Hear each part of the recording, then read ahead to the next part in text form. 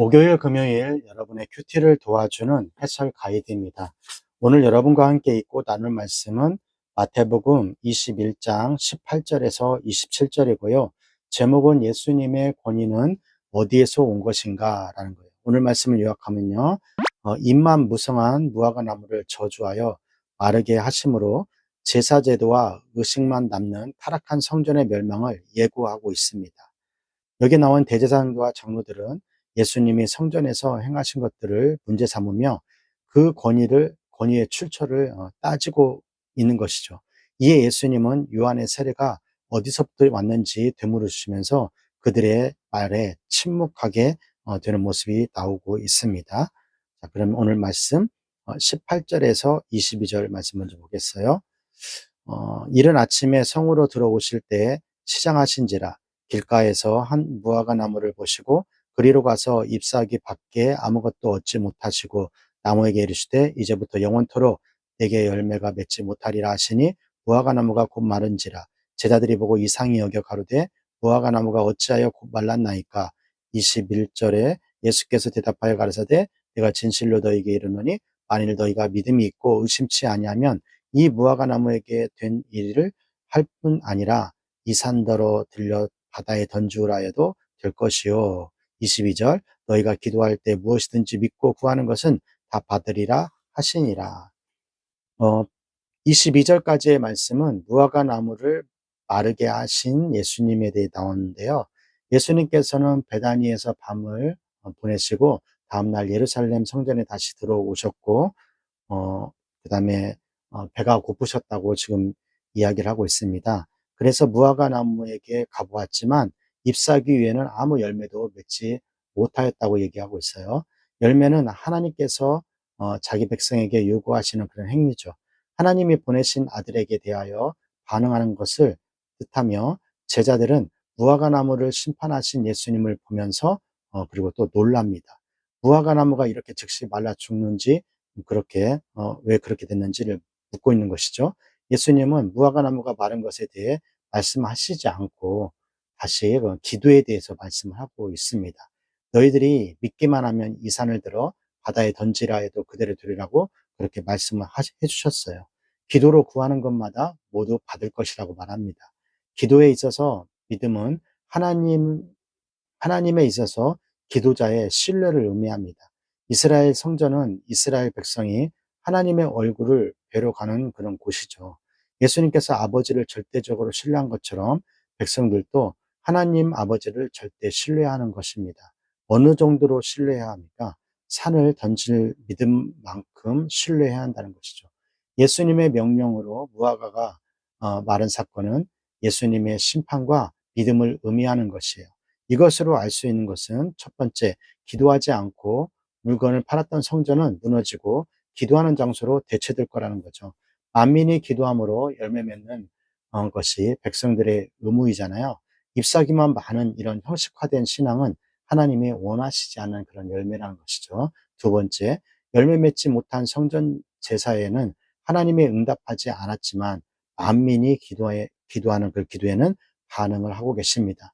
교회는 산을 들어 바다에 던지는 불가능한 일에도 하나님께 어떻게 해야죠? 기도해야 합니다. 기도하는 교회는 응답하시는 하나님을 그리고 또한 신뢰해야 한다는 것이죠.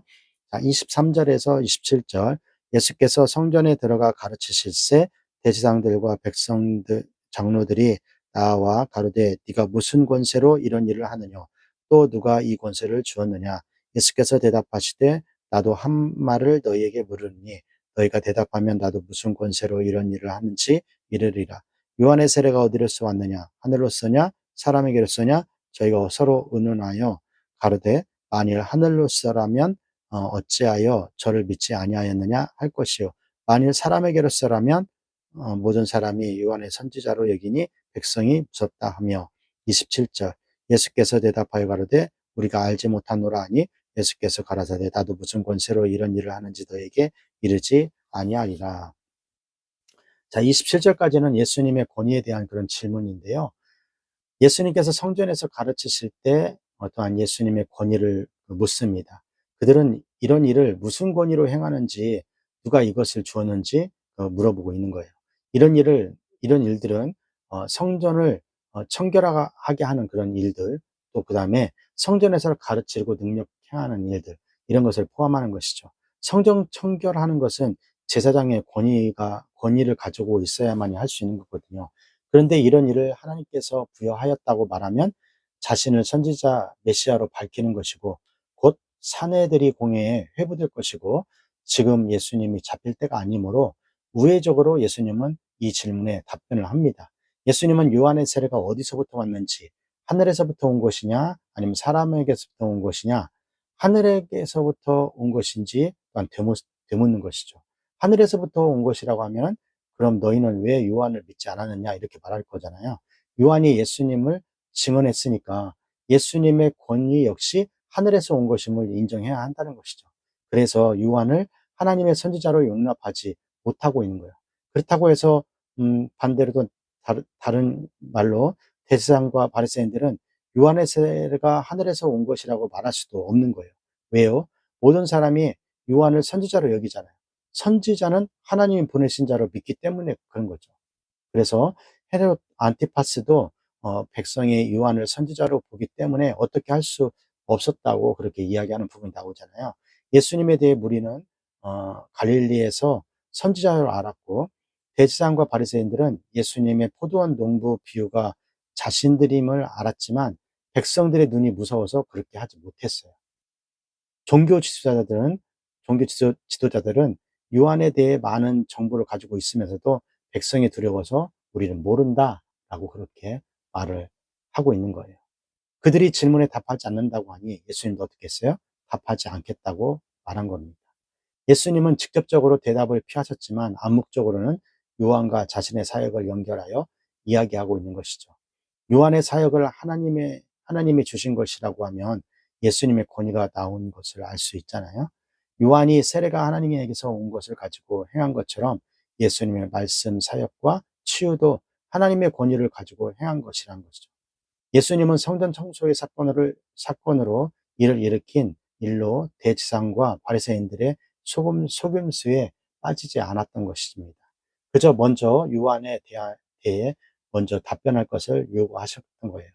우리는 바리새인과 서기관들이 자신들의 입지와 백성들의 눈치를 보면서 말하는 것을 통해서 그들이 하나님 집을 맡았으나 자신의 악한 것을 위해 사용하고 있는 것들을 그렇게 봅니다. 우리는 그들의 예수님을 로마 법정에 끌고 가 죽이는 것도 하나님의 권위로 한 것이 아니라 어떤 정치적인 자신들의 이득을 위해서 행한 것임을 알 수가 있는 것이에요.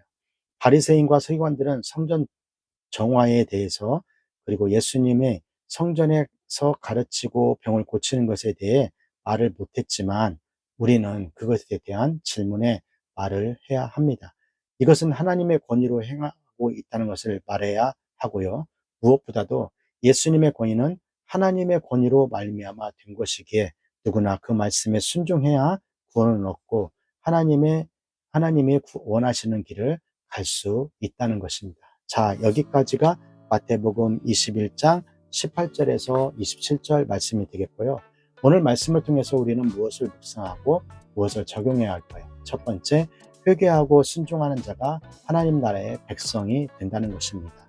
하나님 나라의 자녀는 목사, 장로, 권사, 집사, 어느 직책이 하나님 나라의 백성이라는 것을 말하는 것이 아니에요. 혹시 우리는 많이 말씀을 들었다고 예배에 많이 참석한 것으로 혹시 만족하고 있지는 않습니까? 참된 믿음은 시간이 지날수록 순종으로 입증되어야 한다고 목사님은 생각합니다. 오늘 또 여러분 있는 곳에서 그 하나님의 말씀을 순종하고 증명해 보는 힘찬 하루를 살아가시기를 주님의 이름으로 축원합니다. 우리 교육부 구호 힘있게 외치고요. 오늘 큐티 마치도록 하겠습니다. 교육부 구호 시작! 공부 잘해 남주자, 돈 많이 벌어 남주자, 은혜 많이 받아 남주자.